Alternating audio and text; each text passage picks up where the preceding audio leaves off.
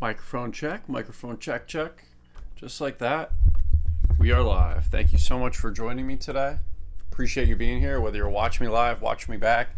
As you can see, the sun's so bright because the future's so bright, so we got to throw on some shades, right? But no, in all seriousness, where I record at this exact time of day, the sun hits perfectly. So it started off as a joke, like wearing the sunglasses. But at this point, I kind of have to be honest with you. So that's all right. We're just getting rocking and rolling. We'll pull up on the chat on the side. Definitely want to touch on what's going on with Jamie Dimon right now. Some of the stuff he was saying today. This guy also just going on a complete tangent. He was all over my feed. And just a lot of the stuff going on with the general economy. And I think it generally pertains to GameStop, especially now that they've acquired some Bitcoin. But even without that, it's just definitely worth noting and talking about. And he's like a pretty big name, so some of the stuff he says does have influence. And I think it was kind of shaking up the markets a little bit today to some extent, but not entirely, just that. And also there's some other stuff going on, with treasuries. Obviously yields have been discussed for a while, and we got a whole bunch of different stuff going on. And it is official, by the way, that GameStop has bought Bitcoin.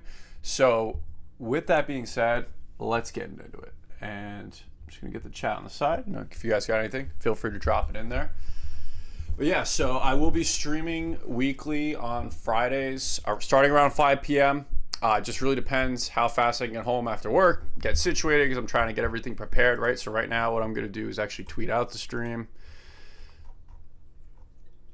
So I'll put "we are live." I'm going to put up my favorite cat thing. Hold on one second.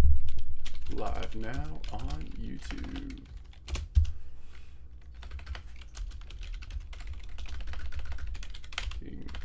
GameStop buying Bitcoin plus Jamie Dimon's comments today. Yeah, if you guys don't already, feel free to follow me on X. That's where I'll be posting updates. If I'm ever going to do a quick stream, especially if something ever happens with GameStop on the spot, I'll be like, you know what? Let's just do a stream today, even if I don't particularly have one planned. But also, GameStop earnings date has been announced. It will be Tuesday the 10th, if I'm not mistaken, coming up. So about 2 Tuesdays away from now. So all of a sudden, it's right around the corner, right? And that's just the way she goes with GameStop. It's like kind of out of nowhere. Like, oh, yep. Well, actually, here we are. We're going to go ahead and just report our earnings on this day, right? So let's get into it here. So first, Ryan Cohen he didn't go to, but he basically made an appearance at the Bitcoin conference in terms of a pre-recorded video. We don't know exactly when this video was recorded. I'm going to react to it a little bit later on. And ultimately just kind of give my thoughts on some of the stuff he said. I've been kind of reading what some other people are saying out there on X. Honestly, I haven't been on Reddit as of late, so maybe I got to check that out at some point and see what people are saying on Superstock. A couple other YouTube guys out there, like such as Morantz, hearing what they have to say and whatnot.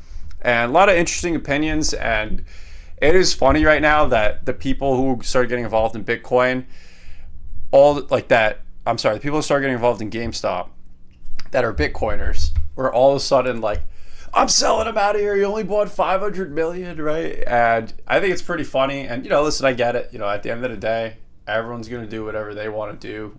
No individual can dictate what another individual does, right? Nor should they. So it just is what it is. And I think just the newer people to the story don't quite understand the GameStop story, in my opinion.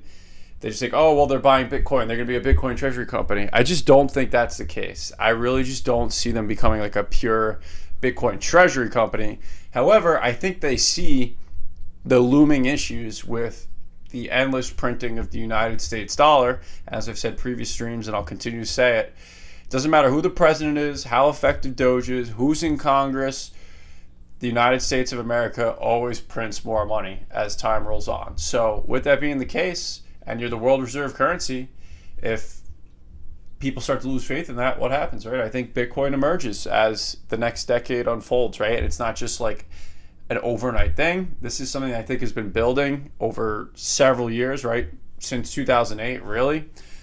Basically, we just discovered after 2008, let's just flood the system with quantitative easing, right? And money to bounce back. And then what did we do during COVID? The same thing, right? And It's just kind of become the new normal. It's like, oh yeah, we'll just print money. That allows other countries around the world to print money. He's like, oh, well, we'll buy U.S. treasuries and then create our own currency. So when it gets to a point where we're like 122% debt to GDP at this point, it's basically a snowball going downhill, and you can't stop it. It's gotten too big. You can't stop it. It's just a matter of like trying to get out of the way, right? That's how I kind of look at it. But GameStop did break their winning streak, right? So if you go to the weekly chart, they were on a technically like a 1, 2, 3, 4, 5, 6, 7, 8 week winning streak.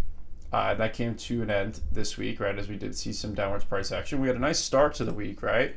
Big jump up over here. And then just in perfect GameStop fashion, right? The actual news comes out of GameStop acquiring Bitcoin. It jumps to 37 and it retreats all the way down back to the 30s here, right? And we touched as low as 27.80, although I think that was that when we first opened? Or no, that was when the pre-market first opened, right? So I'd barely count that, but and even the pre-market here we're low as 29.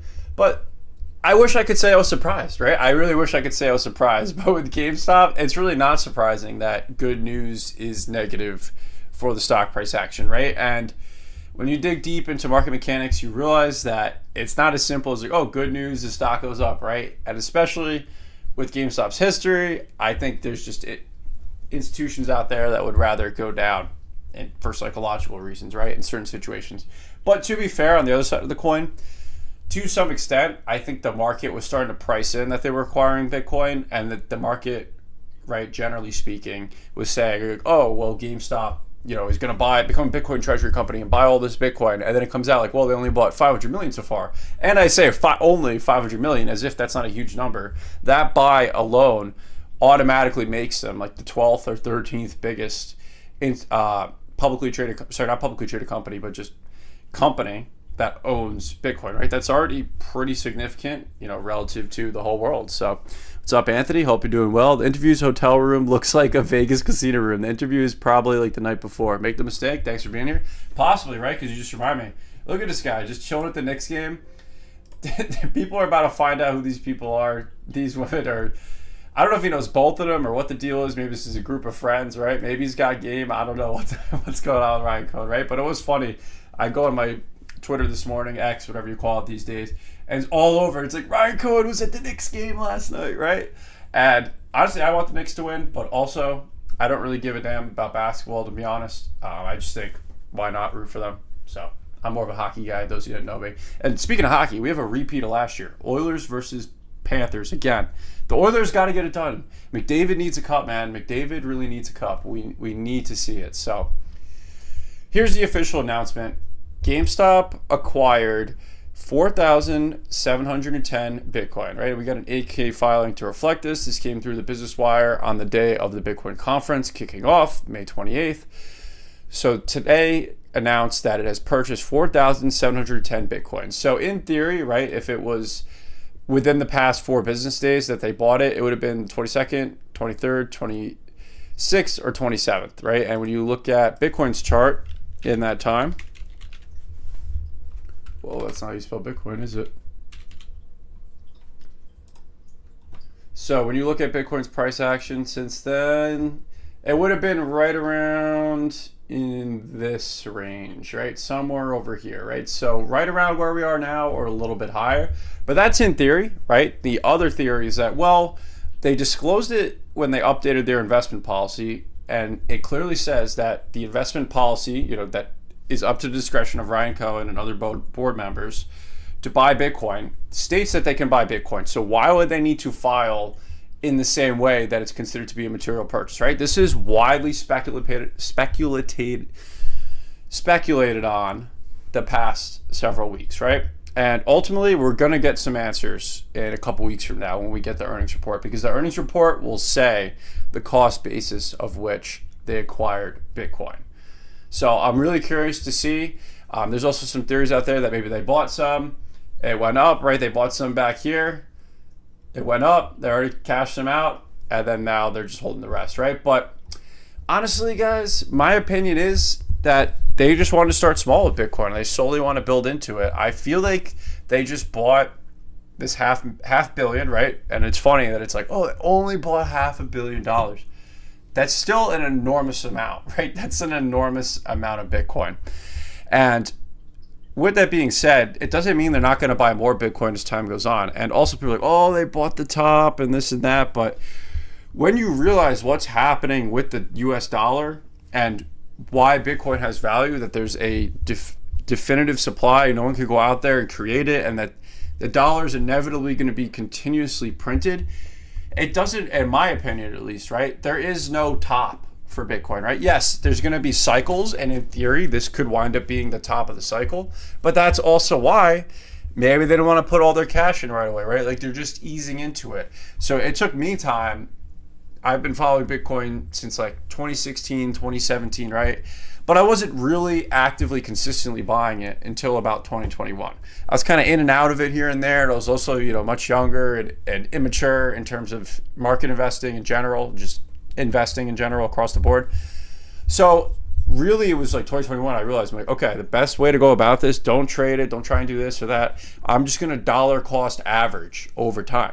So that's what I've been doing, right? And I found that works best for me. And honestly, I feel like that would be the best way for GameStop to go about it. So I think they put this 500 million in. They're going to say, okay, let's aim to put another 500 million in per quarter going forwards. And let's keep using cash that we raised, right? So they used about 1/3 of the cash they raised from the convertible note offering they did just a couple months ago. And let's do about 500 million a quarter into Bitcoin because we believe in it as a long-term asset. And as Ryan Cohen mentions in his interview that we'll go through very soon, that it's a hedge essentially against the quote unquote, you guess you could say, looming crisis with the US dollar, that it's just endlessly printed, right? And something that someone tagged me in today, shout out to Jay, Fed quietly buys 43.6 billion in US treasuries in alleged stealth QE operation after China abruptly dumps billions of bonds. So when you don't have foreign buyers, right, such as China, Japan, the UK, whoever it is, buying our bonds, right? When I say our, I am from the United States. Then who's to buy it, right? The public, yes, that's possible. Institutions, sure. But then who's the last resort buyer? The Federal Reserve, right? The Federal Reserve. So, rates are like 5% right now. We have a lot of debt coming to maturity this year that's going to have to be refinanced.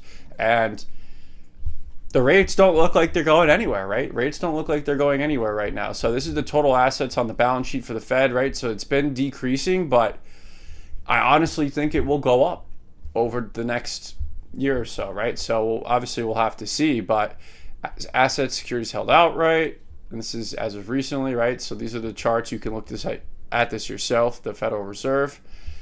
And why is the Fed quietly buying billions in bonds and hoping nobody notices? How's the Fed's stealth QE is bullish for Bitcoin, gold, and commodities, right? So this is just an article on Morningstar, just one individual's opinion, Mr. Garcia here.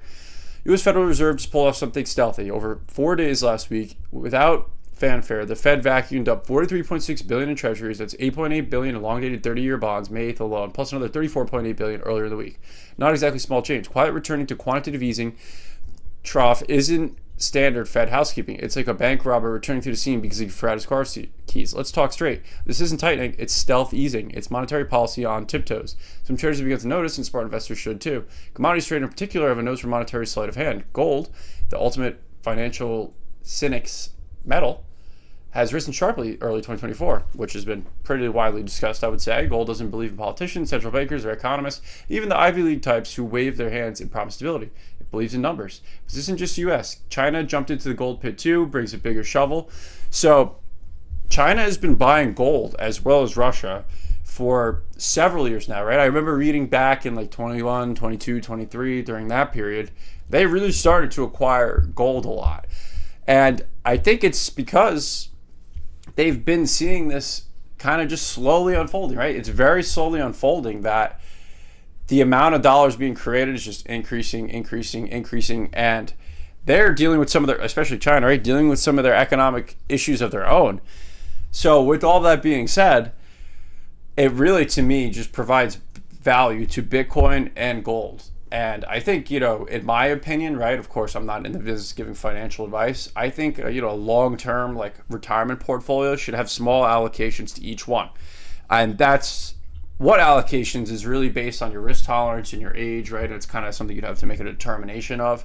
But I think when you see what's happening, just across the board with the economy and interest rates being what they are and no signs of all this demand coming in from foreign buyers or institutions, right? Sure, companies like GameStop are going to buy treasuries and other large corporations, right? But it's just not going to be enough for the amount of capital they need to raise to be able to pay off our previous debt, right? Not to mention all the interest payments going forward. And when you look at it, right, just it's like, oh, well, why do countries have debt in the first place? It's like a little bit of debt is okay. But when you get to the point where you're well past 100% debt to GDP, and it's consistently been that for a while, it's kind of like a debt spiral that you can't control over time, right? So gold and Bitcoin are responding to Bitcoin because crypto investors distrust central planners, gold because central planners distrust each other. Very well put right there. I like that. Bitcoin is the back alley asset that respectable investors pretend they don't visit. Bitcoin is rising not only due to distrust of central banks and the neat little fiat currency Ponzi schemes that have been running for years, but also because a year ago, Bitcoin experienced its latest halving event, pushing the typical bullish upswing cycle to a 4-year cycle. Yes, absolutely. And also, they're talking about the U.S. Bitcoin Strategic Reserve, which would be huge if that passes, right? That would be absolutely huge. They're talking about buying a million Bitcoin over a 5-year period, about 200,000 per year. That would be nuts because 21 million is the total supply of Bitcoin that will ever exist. And that would be roughly 5% of it owned by the United States. And I think we really need Bitcoin in the long term. I really do, because you have to realize when it comes to money, there's been so many forms of money over time. The earth is so old. What money has evolved over time constantly. And everyone just thinks, because in our lifetimes, the United States dollar has been the currency, right? The world reserve currency, that it'll just be that way forever. And I just simply do not think that's the case, right? It's not obviously that plain and simple. And there's going to be ups and downs and crises here and there. And also, what happens when there's crisis? We create more money, right? That's just the way she goes. But ultimately, I'm bullish on Bitcoin, even without GameStop being involved in it. Going on complete tangents here. Another Panther Oils Finals, bro. Yes, sir. What's up, Tetron Invest? Jesus, thanks for being here. Yes, sir, dude. Go Oilers. Go Oilers. But I have a feeling the Panthers are going to win. I'm not going to lie. But, yeah, kind of going on a rant about a bunch of different things here, but I really do want to get into Ryan Cohen buying Bitcoin. I will say, though, while some are disappointed in the purchase size, for me, I'm happy just to see that they definitely bought Bitcoin, because I want exposure to Bitcoin. I have Bitcoin of my own. I have a little bit of MicroStrategy, but I want GameStop to have exposure to Bitcoin, right? I think it's very good for them, and I want them to use that 1.5 billion they raised from the convertible note offering to all be in Bitcoin. But I'm totally okay with the idea of them slowly acquiring it over time, because it's a volatile asset. You don't know exactly what's going to happen with it, right? Meanwhile, the pure Bitcoin bulls are like, oh, like, you got to just go all in on it. You raise the capital, buy it right away, right? And I saw, there's this big account out there. I'm sure you guys know who I'm talking about, but I don't want to name names, right? That's like, I'm done with GameStop. I'm sold it all today. And it's like, okay, that's fine. Thanks for sharing, right? But GameStop's not for everyone. It's a unique thing, right? And the sun's coming back now. Future's so bright. But I do want to react to Ryan Cohen's interview. It's a very rare thing for Ryan Cohen to do an interview. He really does not do a lot of interviews. So I was honestly surprised by this, and I'm not even going to lie. It's funny, my girlfriend said the same thing. I thought it was AI when it came out, because I was like, why is the sound all off? But I realized it's because it's pre-recorded. So let's lock in here, get the shades, take another sip of kombucha, because we're trying to be healthy, get those electrolytes, right, and antioxidants. And it's low-key good. I don't know. I've been starting to drink it, so cheers. Roaring Kitty drinks beer. I drink cheers. Call me the healthy kitty. No, I'm just kidding. Not to say I don't drink beer. Just to clarify.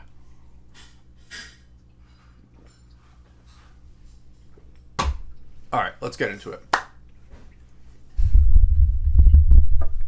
So, GameStop CEO Ryan Cohen discusses Bitcoin acquisition. So first I'll note, this made me realize, like when I was looking at GameStop's page, because I wanted to pull it from the source itself, right? Interesting too. They have their hiring. This must be new. So they removed their bio. That somebody pointed that out, and all of a sudden, they posted when they officially bought it in the morning. Then they posted the conference clip, right?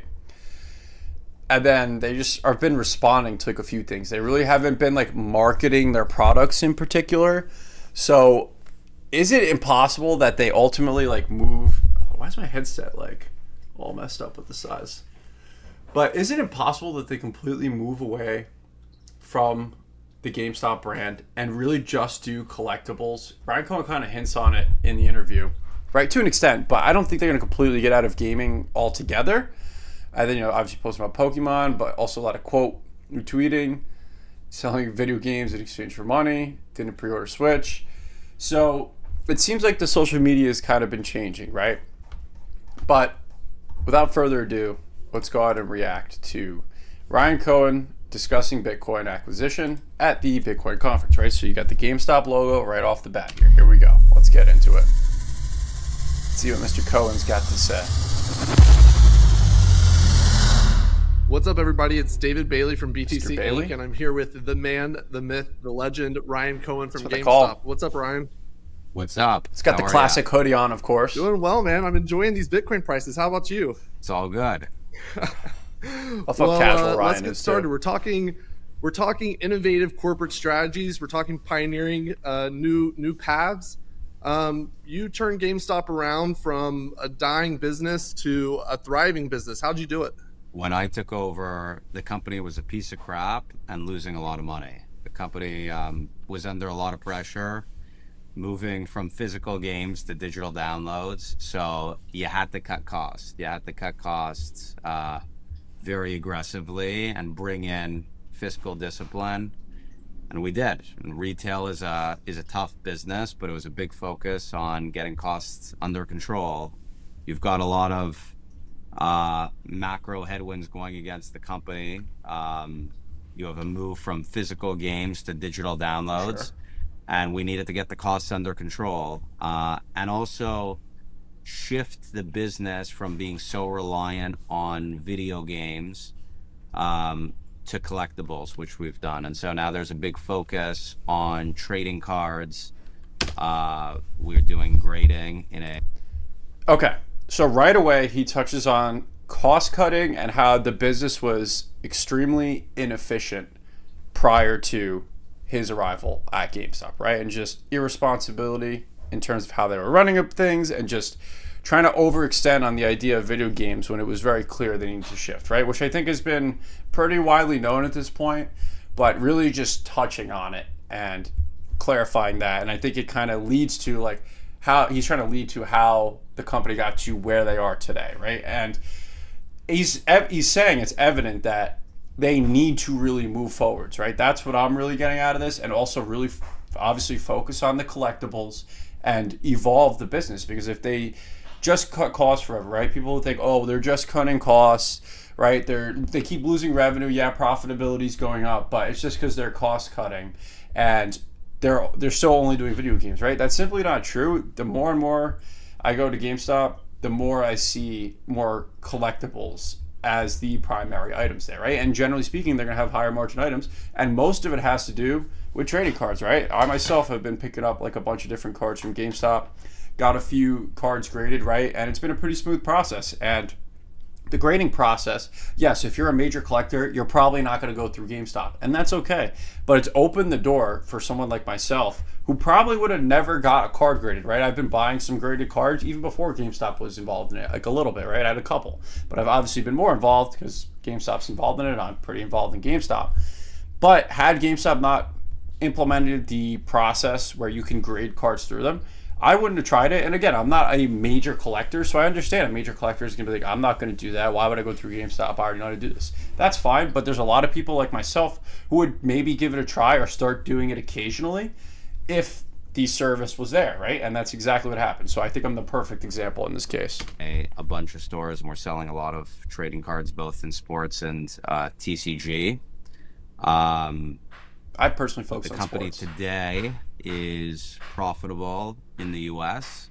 and notice how he says profitable in the U.S. He specifies that there because we know they just sold off the Canadian business. They're getting ready to sell off the French business, and just in him saying that and the priority of profitability just makes me think, any remaining business worldwide is ultimately being wound down.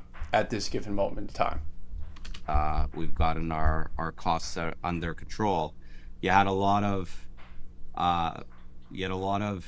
executives and directors that were very short-sighted, and effectively they were making decisions that were what they call in corporate America in good corporate governance, which is effectively screwing shareholders. So we got rid of all of that nonsense, and we focused on running the business profitably. Well, you also made some news about, a month ago or so, that you raised some money that you might use to buy Bitcoin.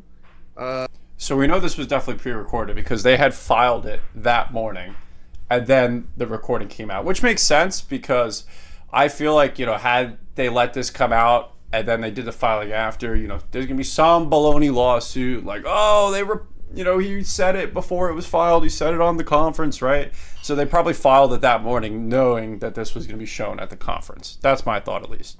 But when exactly they bought, there's still no official determination, right? But we're probably gonna get more information. Not probably, we will get more information in the earnings report a couple weeks from now.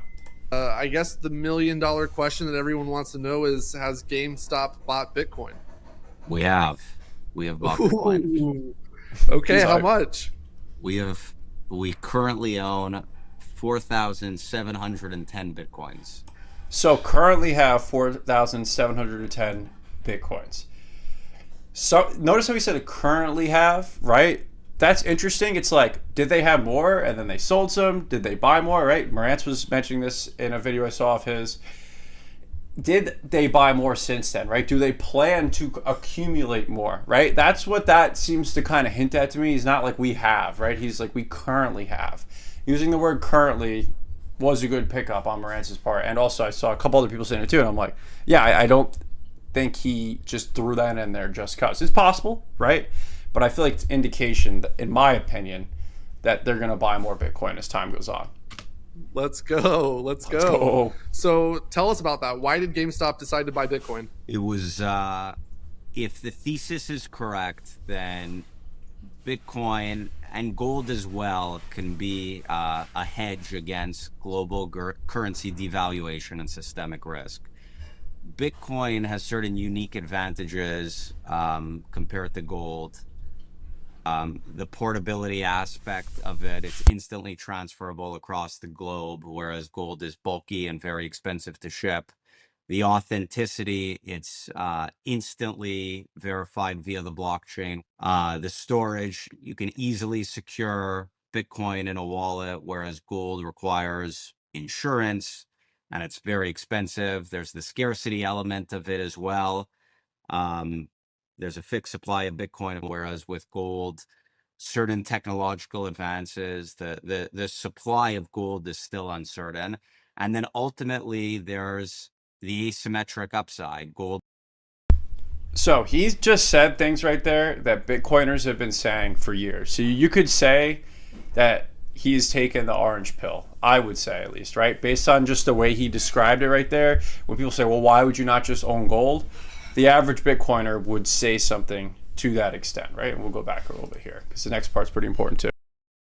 Ultimately, there's the asymmetric upside. Gold is a more mature market. It's roughly around 20 trillion of market capitalization, whereas Bitcoin today is about 2 trillion. And if the thesis is correct, then ultimately Bitcoin becomes digital gold, adopted, then there's more upside. But we'll see what happens. Nobody has a crystal ball. Exactly. I love what he said right there.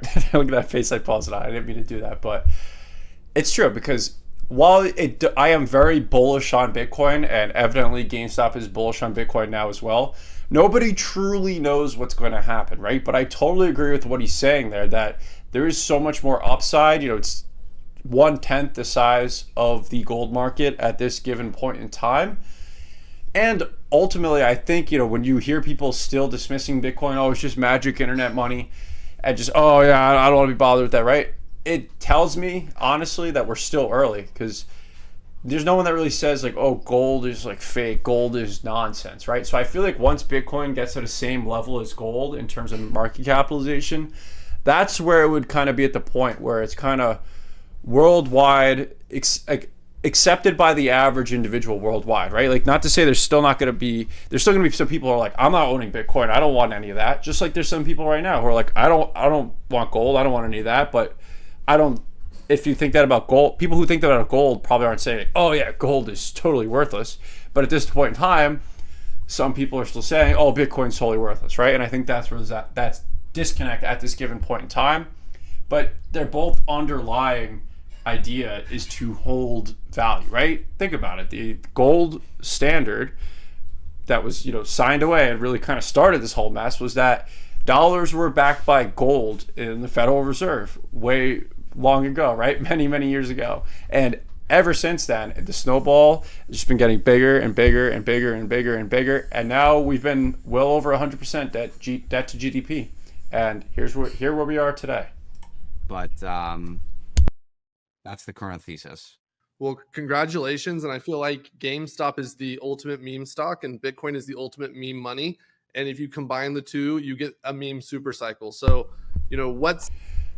And I heard some people saying about like, oh, he called GameStop a meme stock to his face, but he also called Bitcoin like meme money, right? I don't think he was saying it with any ill intent. I think this guy is just very, just general individual, like, if that makes sense. But like, I don't think he was saying that with ill intent, because I saw some people saying like, oh, why would he say that? And it's like, I think he's just saying it casually, right? He's not saying like, meme stock, right? I think he's just saying, like, yeah, a lot of people make memes about it, talk about it, consider it to be that, right? But people consider Bitcoin to be that too, right?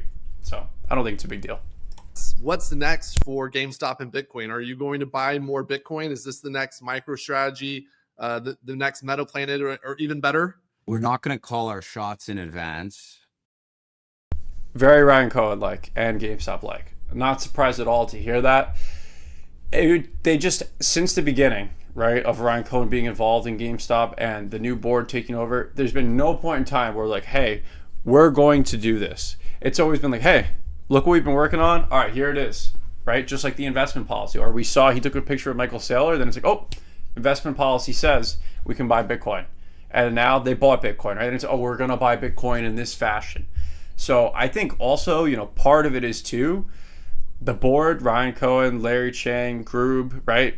All those guys are not Nat Turner with the Bitcoin aspect. He's focused on the collectible side, right? But it's great to have him on board and really, continue to build that relationship with PSA. I think that's a great thing. And that's how they can really build that collectible business.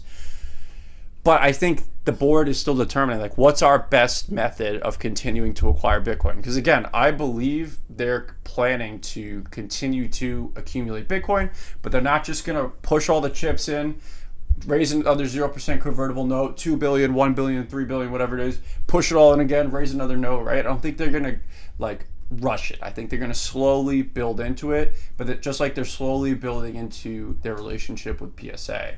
And whatever else may be potentially next, right? But doors open on that for discussion. For obvious reasons, but I think we all know the obvious reasons. GameStop is following GameStop's strategy. We're not following anyone else's strategy. Okay. So to summarize, this guy is low-key like, what? Okay, what the hell does that mean? But I like that, right? GameStop should follow their own strategy. You got to be a leader, right? You don't want to be a follower. So I don't think it's a bad thing at all. Embrace the GameStop theory. I like it. So final question. The world is watching right now. Everyone at the conference is watching this interview. We probably have 10 million, 50 million people on the live stream. What is the message you'd like to send the global Bitcoin community and everyone who's watching this interview right now? No pressure. No pressure.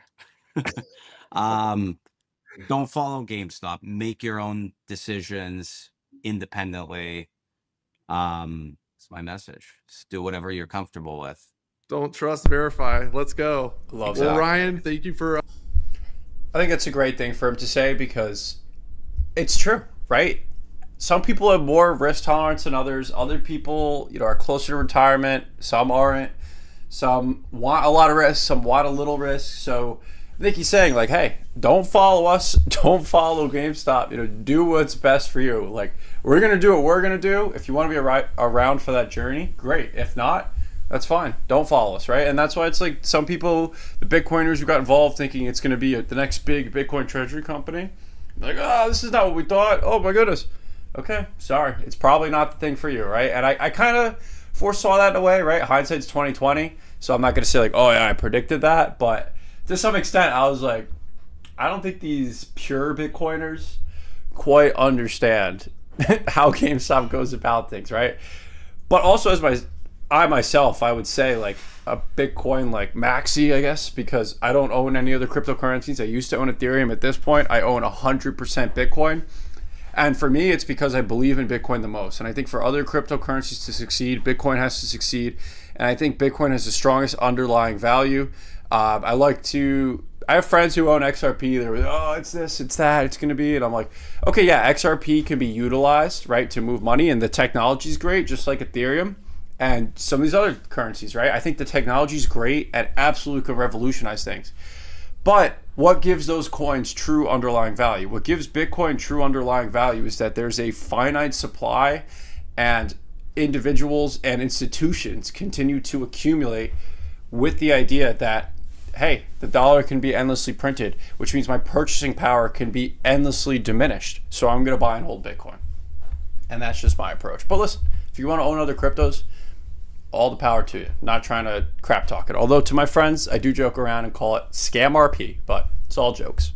Bro, hopping on. Congratulations on your Bitcoin buy. And to many more. Let's go. Thank you. YOLO. YOLO. I think he's just having fun there, honestly. I know people, it does make me laugh, right? People go so deep into like, he's wearing the same sweatshirt. He said YOLO and this and that. And like, I don't know. For me at this point, I'm so tinfoiled out. Like, there's nothing wrong with speculating and doing the tinfoil, right? But like, for me, I just like go based upon what GameStop says. I always purely go based upon what GameStop says and try and draw conclusions from that. I never want to speculate on his sweatshirt, like the word that he specifically said. I just want to try and theorize like how they're going about things and cover the story as the information comes out from GameStop, whether it be from earnings reports or a filing that they bought Bitcoin. And that's just my approach. There's plenty of other people out there speculating. If you like a little speculation, believe me, there's other people out there speculating, right? But those are my thoughts on the interview. So I'll hit the chat. I see a few of you dropping some information in there. I feel like I'm on complete rant mode today, but I appreciate you being here. The Fed has been buying 10-year bonds with the proceeds from the maturing bonds as well as MBS securities. That article might be exaggerated. Thank you. Make no mistake. Thank you. Yeah, I was honestly in a rush pulling up everything going into the stream because I came home later than I thought. I was like, shit, I got to get everything going. I want to find some sources. But after all the diluting, reserving cash, cutting costs for years, seeing Reagan finally make a move with Bitcoin is monumental. I think we're going to see some great upside following the earnings report. I hope so, Ryan. I really hope so. And I think ultimately, they sold off the Canadian business. The French business will be sold off later this year, right? As we can see here, this is my mega chart. I got to get this organized before the earnings report, which, by the way, I will be live, covering earnings live the day of. So stay tuned for that. It'll start about 3 p.m. Eastern, and I'll go the absolute longest I can on June 12th, the earnings date for GameStop. So February, they announced they're going to sell off the Canadian operations and French. They did. And the French operations haven't been sold yet, right? I'm sure they're looking actively for a buyer, right? Micromania is the Australia side. But I think ultimately they're going to sell it off too, because he specifically mentions in the interview that they're only profitable in the U.S. and profitability is their main focus. So I feel like they're going to trim it down to only operate domestically in the United States, continue to work with Nat Turner and PSA to build that relationship, grade cards, sell cards, right? I've been theorizing, could they open some kind of stores like card stops, right? Like really small stores with like very little overhead costs in high foot traffic areas, right? For individuals who really just care about collectibles and not the other side of the business, right? Gaming. So we'll see if that stuff kind of unfolds. But yeah, I think, it's been a really slow, steady grind with GameStop, in terms of like lowering SG&A, improving margins, right? Improving net income. But I really think, you know, they're making progress. I know some people think, oh yeah, well, it's so slow and like, but it's just such a unique story, and you realize like where they came from. They were basically bankrupt to where they are today. I think it's incredible the progress they've made, right? And then meanwhile, you have insiders who continue to buy shares to show their belief in the company, right? Obviously, with Ryan Cohen being the biggest, and a few of them buying all within a short period of time. And I really wonder if they'll do more convertible note offerings, right? I don't think they will. Now that we know they bought 500 million in Bitcoin, my thought is not until they raise. So they raised a total of 1.48 billion, right? Because they upsized that 200 million, which was when it was completed. We found that out. So they only use about 1/3 of what they raised with the convertible note. So I feel like they wouldn't issue another, you know, private offering for a convertible note until they use up that full 1.5 billion. I think they want to use, you know, their cash flow and the cash they already have to continue to put it in treasury bills to get yield. And they're like, well, we can earn about 4 or 5% on that.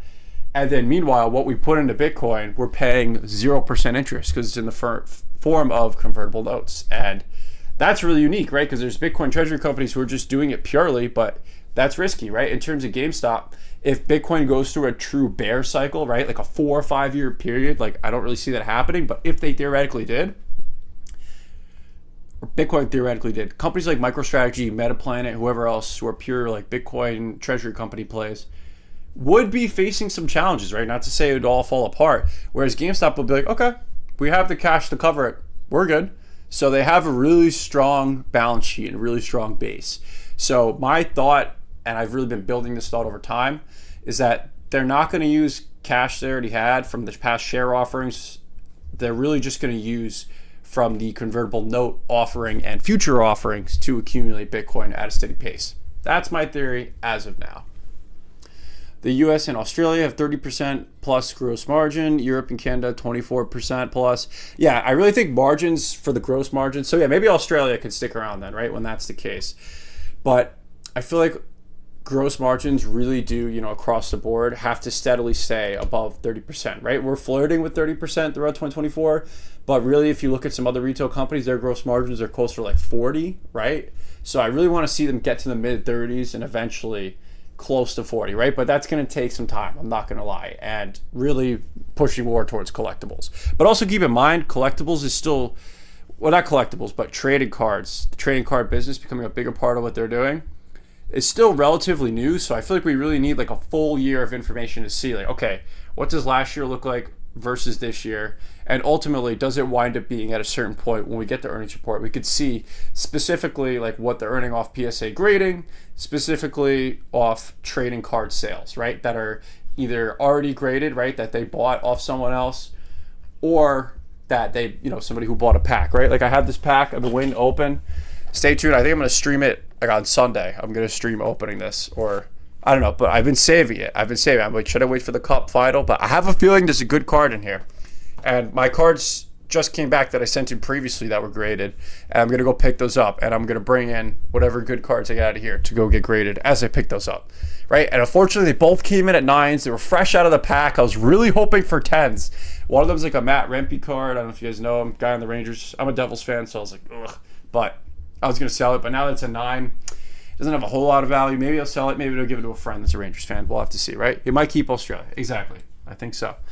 We're going to see a filing for 7,410 Bitcoin in the future. Well, yeah, I was thinking that, Ryan. Like, it's kind of like the 741, but like a little mixed up, right? And it's just one of those things at this point, I just think it's a silly thing that just keeps showing up. I try not to like think too hard about it. But sup, Tetron, you're doing great. Wen Moon, Scott, thanks for being here. Hope you're doing well, brother. Arch Angle, maybe tomorrow or the next day or the next day or the next day or the next day. But honestly, if you're looking for a short-term jump, I wouldn't count it, right? Because you just don't know the GameStop. You just don't know, right? It's so kind of poetic in a way that as soon as they announce they actually bought Bitcoin, right? They're going in this huge rally out of nowhere. No news at all. Classic GameStop. Just start rallying out of nowhere. Right? Like, do you really think individuals just all at once, right? They announced Bitcoin back here, right? With the earnings report, the investment policy that they're going to buy Bitcoin, and they did the convertible note offering. Slow, steady climb up. Do you really think right here, all of a sudden, a bunch of individuals, right? This is what the media will say. Oh, yeah, everyone started buying Bitcoin, GameStop for Bitcoin. Wow, all in this period. And now they're selling because they're not a Bitcoin treasury company, right? This is all institutional activity, in my opinion, right? And also, overall, still doing pretty good, I would say. You know, we went through this period last year, right, where we were kind of floating around this price. You know, we broke past it as of late, but we were floating around in the 30s last year with no Bitcoin news, right? And also the company less profitable than it is now, or moving towards being, right? So I think they just keep steady churning to the right and up, to the right and up, right? Just stepping up. I think that's what'll kind of unfold, right, on a zoomed out chart over the next, few years ahead, right? It really was April 2024 that kind of broke the downwards trend that was really going on, right? The so-called Dorito of Doom, shout out Badass Trader, I'm sure you guys have seen him, kind of broke right here, right, if I'm not mistaken. And since then, we've kind of been slowly, generally speaking, right, trending up. And obviously, this was a crazy period. And what still blows my mind about this section, if you went back to the future, right, or back to the future, if you went back to April 8th, 2024, and you told your past self, hey, in May 2025, right, just a little over a year later, GameStop's going to have issued shares 3 times and a convertible note offering, raising a ton of money. And guess what? The stock price is going to be triple what it is today, right? Going from 10 to 30. You would have said, you're crazy. How are they going to raise all that money and the price is going to be higher? It's the only company I know where they raised money and it basically made the stock go up, right? Generally, right? Obviously, it killed these rallies here, and there's some people upset about that at the time being. But listen, they're trying to focus on building up the company and doing the little things right. I don't think they're trying to focus on just a quick dramatic move like back here. Like, this was a fluke thing, right? I don't think it's impossible for us to get another crazy period like this or like this or this or this again, but I don't think the company's just going to bank on that, right? What benefit is that to Ryan Cohen and Larry Chang and people investing in the company and not trading, right? Of course, traders want this kind of price action. Traders love volatility. Investors want, steady grind upwards. But of course, don't get me wrong, there will be volatility with GameStop. There's always a bit of volatility. Welcome back, buddy. It's been a bit. WM, what's up? Hope you're doing well. Yeah, I'm getting back into the flow of things, and I'm streaming every Friday now, 5 p.m. I'm going to do other streams here and there when something big happens with GameStop, or I'm just feel like talking about things, but I'm really consistently going to do Fridays around 5 p.m., right when I get home from work, because I feel like it's nice to kind of recap the week, talk about everything that's been happening. And yeah, they own Bitcoin now, and we'll see what happens next. I think they're going to continue to accumulate Bitcoin. They're going to continue to move towards doing more with PSA to some extent, right? Because they have Nat Turner on the board. Maybe a card stop location, and maybe even an acquisition at some point. But also, I don't think they're going to buy more Bitcoin than what they raised with the 0% convertible note offering. So having said all that, you do have to look at the general economy, right? And that's a very broad term. And, we're talking about Bitcoin and whatnot at the start of the stream, and just some of the different stuff going on, and like quiet quantitative easing, right? So saw this after China abruptly dumps billions in bonds. The move has triggered allegations that Stealth QE has arrived. Market Watch op-ed by Charlie Garcia calling the move monetary policy on tiptoes, right? This is what we're kind of seeing. China now holds 765.4 billion U.S. treasuries, third behind UK and Japan, which hold 779 and 1.13 trillion. Not to mention, Japan has a lot of their own troubles, right, with their situation in terms of debt to GDP. They're getting close to like 300%. What's it, like 240% last I checked? And then this was the piece by Charlie Garcia that people are discussing about, and that Jay had tagged me in over here. So we kind of discussed through that. So I'll clean up my tabs a little. But I do want to talk about a little bit of what Jamie Dimon was saying today. And look how high rates are at this given point in time. And also, one thing worth noting on GameStop's balance sheet, when you look at their balance sheet, right, you'll notice, let's pull it up. Annual and quarterly reports. Damn, I got to put a fan on next to my stream. It is warm in here. It's getting hot. It is almost summer. I love it. But look at their last report, right? Open this document. So go to their balance sheet. Balance sheet. Okay, so cash and cash equivalents and then marketable securities. So, when you looked at older reports and the marketable securities were, I would say, a higher percentage, right? This is less than 1% are marketable securities. The rest is in cash and cash equivalents. That means, by definition, right, cash and cash equivalents are either money market accounts or treasuries that expire in less than, or mature, I should say, in less than 3 months. So that means they're doing short-term treasuries, right? Almost like they anticipate that rates could go up, right? Which the market would not like that at all, right? If in theory rates went up. I don't think that's necessarily going to happen, but really shows that they're very, very liquid with their cash. Just wanted to make that quick point there. But, Jamie Dimon, I was going to react to these videos, but I don't know. I don't particularly know what they're touching on in each one, but I just want to read through some of the, I'm sure you guys saw tweeting about it today. So Jamie Dimon says he's quite prepared for rates to go to 5%. He also says the Fed is right to wait on rate cuts for now. Dimon is preparing for a 5% 10-year note. So we'll see as that happens. Just as hedge funds continue to double down on shorts with the largest leverage in history, makes sense. Given the premiums paid for CDS, I'm not surprised we don't clear the 5% in the near future. Not looking good, boys. Listen, there's a lot of possibilities, right? I'm not going to try and pretend to be an expert on this topic, but when Jamie Dimon speaks like this, he is a really big name in the U.S. banking industry, which is, to some extent, the general economy, right? And he also said, I'm seeing weakening in the economy and negative sentiment. Tariffs are causing uncertainty. Yeah, I think those are pretty obvious, right? But also, to me, it all boils down to, and also keep in mind, he's like, okay, yeah, clients can now use Bitcoin. We're okay with it, but we're not going to custody it. We're going to use Coinbase, which, by the way, low-key concerning that almost every company that owns Bitcoin or institution or bank uses, or all the Bitcoin ETFs, right? They almost all use Coinbase to custody it. Like, it's kind of like bottlenecking it. Like, I don't know. That's a topic for a different day. But ultimately, if the United States creates more money, as I believe they will have to, as the Federal Reserve will have to kind of come in and buy treasury bills as we see weakening demand, right? That's kind of the risk, weakening demand from foreign buyers, right? Such as China dumping some of them. We might continue to see that, right? Especially if the whole trade war thing heats up. It's hard to even follow what's going on with that. One day it's like, oh yeah, everything's looking better. Oh my God, it's all falling apart. Tariffs are good. Tariffs are bad. This is up. This is that, right? There's so much all over the place right now, right? So that's why I think it's important to just focus on good investments, right? Because good companies, whether there's a issue or not, when the stock market goes through a difficult time or there's a recession, guess what? Great companies always come out on the other side. So that's why I think it's important to focus on investing in great companies and things you absolutely believe in, because even in times of crisis, they'll be able to make it through to the other side. And nobody truly knows when a crisis will unfold. But, with all the uncertainty with China and them being frustrated in some way, they may be inclined to dump treasuries. And in doing that, and not buy future ones.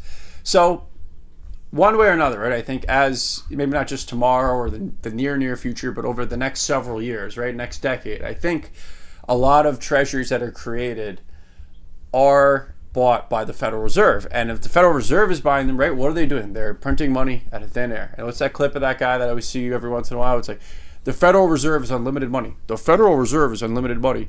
The Federal Reserve has unlimited money. And it's like they just keep slowing it down in that clip, right? That guy. I'm sure you guys know what I'm talking about. But with that means assets have value, right? So I think gold or Bitcoin the most, because, it's like there's a finite supply, especially Bitcoin, right? And, as kind of mentioned, Brian Cohen mentioned in his interview that, as technology advances, theoretically, more gold can be mined because we don't truly know the exact supply of gold across the whole earth. And Bitcoin, we do know the definitive amount, right? And that's why I personally hold Bitcoin rather than gold, and I think there's more upside. And I'm also a younger individual, so I have a lot of time, right? I'm not in a rush. But also, generally speaking, I think assets are going to go up in value too, such as stocks, right? It's kind of the quote, everything bubble, as it's been coined, right? Because ultimately, if more money is being created, people are less and less incentivized to keep cash. And you might think oh, well, how is that going to happen?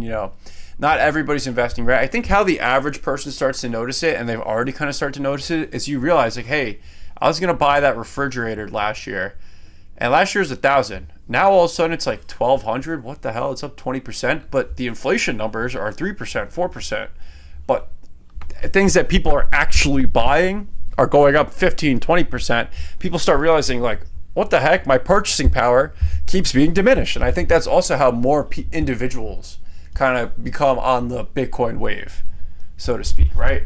So it's all, a very complex web, the financial system, and it's never this plain and simple. And just remember, guys, I am just a guy on the internet, so always do your own deep dive and research before making any individual investment decisions, and just determine your own risk tolerance and how you want to go about things. And also that can evolve over time, right? Because you might learn more things over time that kind of shifts your perspective and shifts how you want to allocate your money, right? And of course, I think it's important to always have, even no matter how bullish you are on Bitcoin, how much you think, the dollar will diminish in value in terms of purchasing power, I think you always want to have an emergency fund in cash, right? I think that's absolutely essential.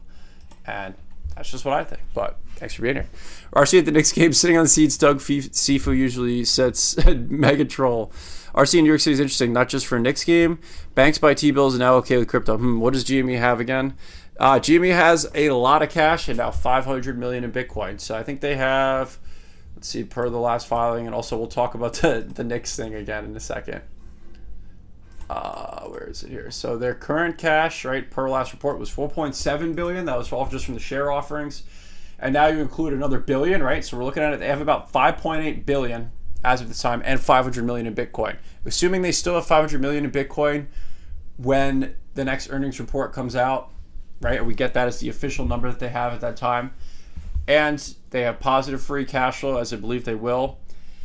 I think we're looking at their probably, like, next report, we're probably going to see a balance sheet with roughly 5 billion in cash and cash equivalents, or I'm sorry, 6 billion, and about 500 million in Bitcoin. And I think ultimately this cash, right, will be used for continuing to earn interest in US dollars and then use these 0% convertible notes to put into Bitcoin, because essentially they're borrowing at a 0% rate, putting that into Bitcoin, and then what they actually have in cash already, they're earning 4 to 5%, and if rates could go up at some point, to try and incentivize buyers, right? I'm talking maybe years out from now, although it seems like the trend is that rates will be cut later this year. But also, you got a guy like Jamie Dimon saying, I'm not so sure about that, right? He's right. He's saying the Fed's right to wait on cutting rates. Meanwhile, Trump's like, oh, I should have cut them already. And some other, I personally kind of thought they should have cut rates already, but now I'm like, I just don't know. I just don't know, right? And sometimes it's okay to say that. I don't know. And that's why you got to keep reading and learning and evolving. But why was Ryan Cohen in New York? Just for the Knicks game? I don't know. We don't know a whole lot about him, right? So it's like, is he a big basketball guy? I don't know. Maybe, but I've never seen him in any other game. It's almost like he was there. That's a good point, for something else.